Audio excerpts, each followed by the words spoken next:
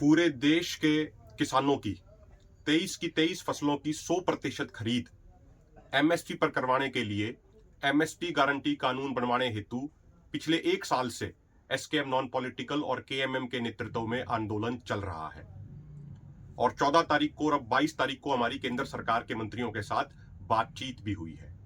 लेकिन बड़ी हैरानी की यह बात है कि जो लोग उन मीटिंगों का हिस्सा नहीं रहे, जो लोग उन मीटिंगों में मौजूद नहीं थे, वो दावे कर रहे हैं कि मीटिंग में क्या बात हुई क्या बात नहीं हुई, और वो दावे भी गलत कर रहे हैं, तथ्य से परे और सत्य से परे दावे कर रहे हैं। कुछ दिन पहले 17 तारीख को हरियाणा के एक नेता के उनके पदाधिकारी हमें फोन करते हैं चीजों को समझने के नाम पे कि भाई किस तरीके से बातचीत हुई, क्या बातचीत हुई, किसी मुद्दे को समझने के नाम पे। तो उनसे हमारी लगभग 13.5 मिनट की टोटल बातचीत हुई और उस बातचीत में से एक 5-5.5 मिनट की ऑडियो क्लिप बीच में से काट के उसको गलत तरीके से वे वायरल करने का प्रयास कर रहे हैं। पहले जो कार्य राजनीतिक पार्टियां ही करती थी, अब वही ये कट कॉपी पेस्ट करके गलत तरीके से पेश करने का काम कुछ किसान नेता भी करने लग गए हैं, जो राजनीति से प्रेरित है और समय समय पर राजनीति में हिस्सा लेते रहते हैं। हम आपको ये बिल्कुल क्लियर कर दें, दोनों मोर्चे जो लड़ाई लड़ रहे हैं, दोनों मोर्चों की मांग बिल्कुल स्पष्ट है कि एमएसपी गारंटी कानून बनाया जाए, देश के सभी किसानों की 23 के 23 फसलों की 100% खरीद एमएसपी पर हो, यह सुनिश्चित किया जाए। अगर कोई भी व्यक्ति एमएसपी से नीचे खरीदता है किसान की फसल को, तो उस व्यक्ति के खिलाफ, उस व्यापारी के खिलाफ, सरकारी प्रोक्योरमेंट एजेंसी के अधिकारी के खिलाफ कार्रवाई होनी चाहिए। यह हमारे देश में कानून बनना चाहिए। इस बात की हम लड़ाई लड़ रहे हैं। हमने मीटिंगों में बिल्कुल स्पष्ट रखा कि एमएसपी गारंटी कानून से हमारा अर्थ है कि देश के सभी किसानों की 23 की 23 फसलों की 100% खरीद एमएसपी के ऊपर हो।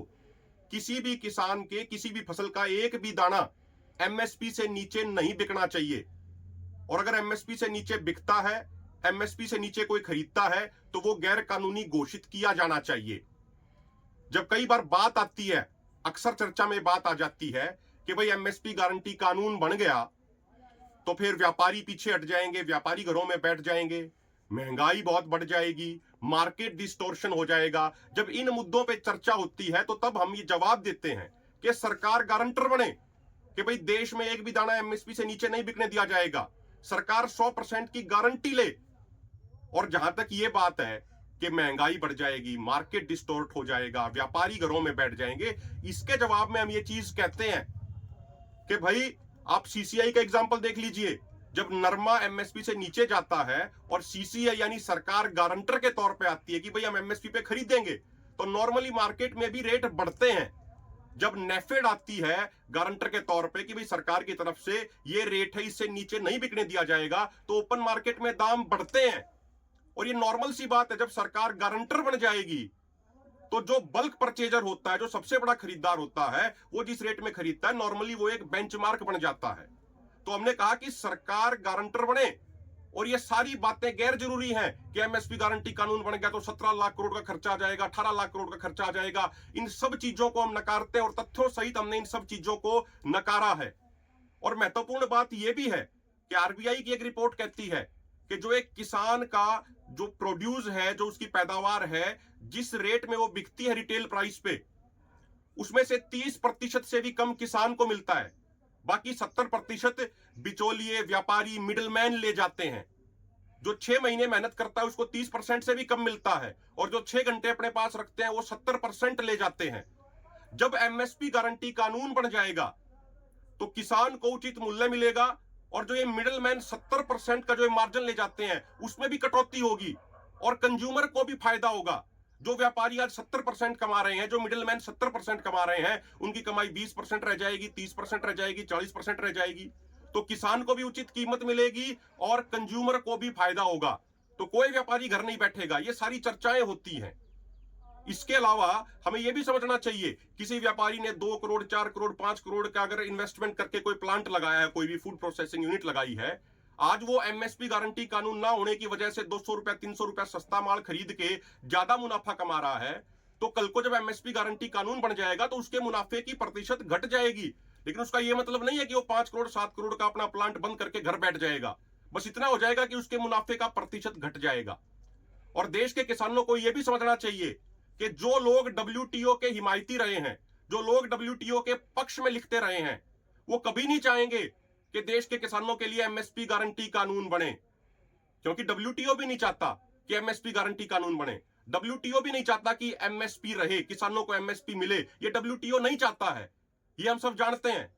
और जो लोग किसान होने के साथ साथ व्यापारी भी हैं, वो भी नहीं चाहेंगे कि एमएसपी गारंटी कानून बने, क्योंकि पूरे देश में एमएसपी गारंटी कानून बन गया तो वो लोग जो दूसरे स्टेटों से, बिहार से, यूपी से 200 रुपया, 300 रुपया, 400 रुपया, हजार हजार रुपया सस्ता जो अनाज लेके आते हैं, जो धान लेके आते हैं और उस पर फिर मोटा मुनाफा कमाते हैं, उनकी वो मुनाफाखोरी बंद हो जाएगी।